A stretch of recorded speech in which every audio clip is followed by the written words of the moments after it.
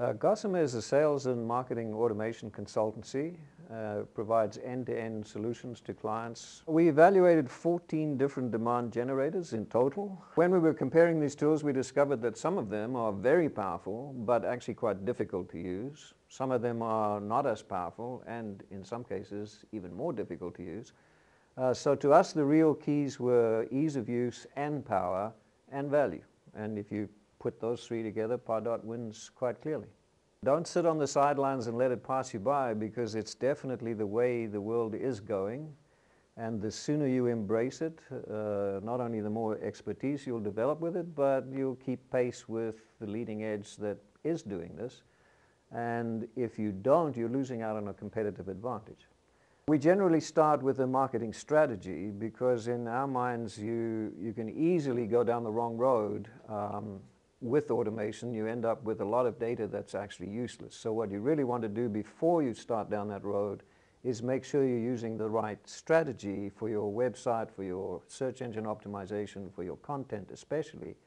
And that can only be based on a solid foundation of strategy.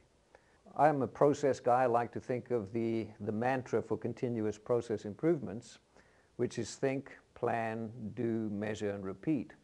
So really you need to do all of those things in this continuous cycle to derive the maximum benefit. One of the things that we find really works is to get the teams together in the same room talking to each other. Now, you don't have to have a fancy agenda, but really what you're talking about is what is a good lead. So you want both parties to define what they consider to be an ideal lead, and then you want the salespeople to end up agreeing with that definition totally. We have used personally Salesforce, and we've used the Pardot connector to Salesforce to make the two sync.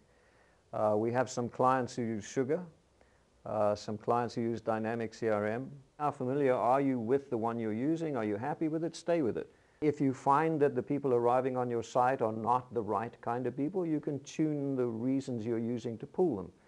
If you find they're arriving on your site and converting but not actually becoming a customer, you can dig in and find out why, and then perhaps it's because you aren't bridging the buying cycle areas enough so that they get interested but then fall off. Well, okay, you can fix that too. The cost per lead is about 60% less than conventional means.